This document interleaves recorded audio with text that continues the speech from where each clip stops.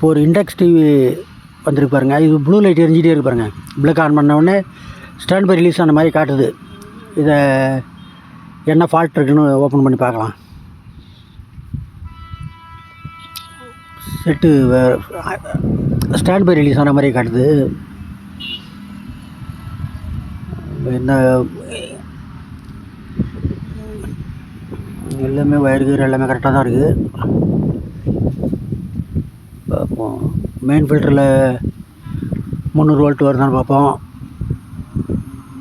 Main filter 300 volt வந்ததுன்னா அது power supply சரியாக இருக்குன்னு அர்த்தம். அது 300 வோல்ட் வருது, 304 வோல்ட் வருது. பவர் சப்ளை கரெக்டாக இருக்குது. இதில் 12 வோல்ட்டு இதில் வருது. 12 volt, 5 volt, 1.3 volt, 3.2 volt, 24 volt, இவ்வளோ தான் இந்த டிவிக்கு சப்ளை, தேவைப்படுற சப்ளை. இதுவும் ஓகே. பேக் லைட்டு செக்ஷன் தான் பிரச்சனையாக இருக்குதுன்னு நினைக்கிறேன். இப்போ பேக் லைட்டு இதில்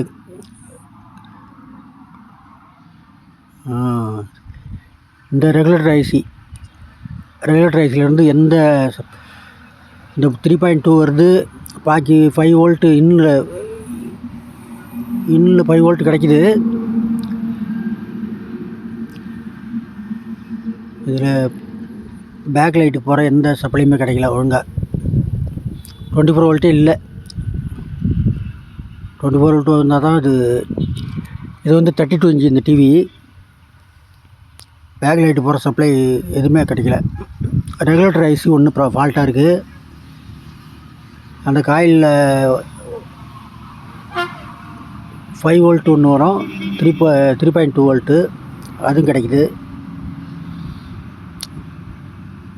அந்த சின்ன காயிலில் இந்த காயிலில் பாருங்கள், இந்த காயிலையும் கிடைக்குது.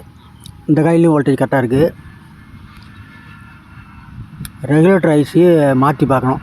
ரெகுலேட்டர் ஐசி மாற்றி பார்த்தா தான் மாற்றி பார்க்கணும். அப்படி ஒர்க் ஆகலன்னா பாருங்கள், இது 5 வோல்ட் கிடைக்கிது. அந்த காயிலையும் 5 வோல்ட் கிடைக்குது. ரெகுலேட்டர் ஐசி மாற்றி பார்ப்போம். மாற்றி பார்த்துட்டு அதுக்கப்புறமும் இந்த ப்ராப்ளம் இருந்ததுன்னா பேக் லைட் எல்இடிலாம் சரியாக இருக்கான்னு பார்க்கணும். பேக் லைட்டு போயிருந்தால் கூட இந்த மாதிரி ப்ராப்ளம் வரும். இந்த காயிலில் கரெக்டாக இருக்குது. இந்த காயிலையும் கரெக்டாக வோல்ட் கிடைக்குது. ஏன்னா உங்களுக்கு மீட்ரு டிஜிட்டல் மீட்டர் காட்டுறேன். 1.3 வோல்ட், 1.16 வோல்ட் இருக்குது. ஈஸியானது தான். ஆனால் இப்போ ஃபால்ட்டு கண்டுபிடிச்சா ஈஸி. ஃபால்ட்டு தான் இப்போ தேடணும். இந்த தான் பவர் சப்ளை. இது பேக் லைட் போகிற செக்ஷன். இது இந்த ரெகுலேட்டர் ஐசியில் பாருங்கள், ஒன்றுமே வரல. இதில் ஒரு வோல்டேஜுமே கிடைக்கல. இந்த முன்னாடி 2 ரெஜிஸ்டர் இருக்குது. அதை ஷார்ட் பண்ணி விட்டு அந்த ரெஜிஸ்டரில் வந்து ஒன் சைடில் வருது வோல்ட்டு. இந்த ரெகுலேட்டர் ஐசி தான் ஃபால்ட்டுன்னு நினைக்கிறேன். இதை மாற்றினா தான். கெப்பாசிட்டர் நல்லாயிருக்கு, எதுவும் உப்பிலாம் போகல, கரெக்டாக இருக்குது. மற்ற எங்கேயுமே தெரியல. இந்த ஐசியை பாருங்கள், நீங்கள் பார்க்குறீங்களா, இது 1118 ஐசி. 1118 போட்டிருக்காங்க இதில். இந்த டிவியில் இந்த ஐசியை மாற்றினோம்னா ஓரளவு சரியாயிடும். பார்க்குறேன். வேறு ஏதாவது ஃபால்ட் இருக்கான்னு பார்த்துடலாம். சின்ன ஃபால்ட் இருந்தால் கூட இதுக்கு வந்து பவர் சப்ளை இன்புட்டில் பவர் சப்ளை கிடைக்குது. 5 வோல்ட் வருது. ஆனால் அவுட்டில் எதுவுமே எந்த வோல்ட்டுமே ஷோ பண்ணல. அப்போ இந்த ரெகுலேட்டர் ஐசியை மாற்றி பார்த்துடலாம். மாற்றி பார்த்துட்டு அப்புறமா வேறு என்ன ஃபால்ட்டுன்னு பார்க்கலாம். இதில் 5 வோல்ட் வருது. டிஸ்பிளே பேனல் போர்டு போகிற 5 வோல்ட் எல்லாம் வருது. இந்த பேக் லைட்டுக்கு எந்த பவர் சப்ளையும் வரல. இதுதான் இதில் ஃபால்ட்டு. ரிமோட்டில் ஆன் பண்ணோம்னா ப்ளூ ஸ்டாண்ட் பை ரிலீஸ் ஆன மாதிரியே ப்ளூ லைட் எரியுது, சிவப்பு லைட்டே எரியல இதில். இந்த ஐசியை மாற்றி பார்த்துட்டு இந்த டிவி வாங்கி இப்போ தான் ஃபஸ்ட் டைம் ஓப்பன் ஆகுது. இதுக்கு முன்னாடி ஒன்றும் ஃபால்ட் ஆகலை.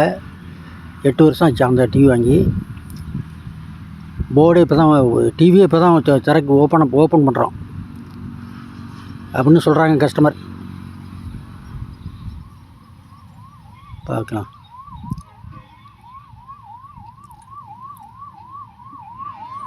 இந்த ஐசி பாருங்கள், ரெகுலேட்டர் ஐசி. உங்களுக்கு தெரியுது, நம்பர் தெரியல.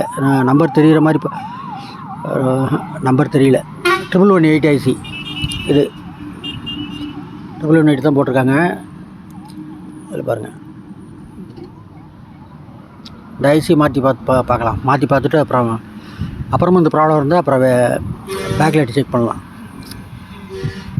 பேக் லைட் எல்இடி கூட போயிருக்கலாம். அதனால் ஐசி மாற்றி பார்த்துட்டு அப்புறம் திரும்ப பார்க்கலாம் எப்படின்ட்டு. அடுத்த ஐசி மாத்திர வீடியோ அடுத்த தடவை போட்டு எப்படி ஓடுதுன்னு பார்க்கலாம். வணக்கம்.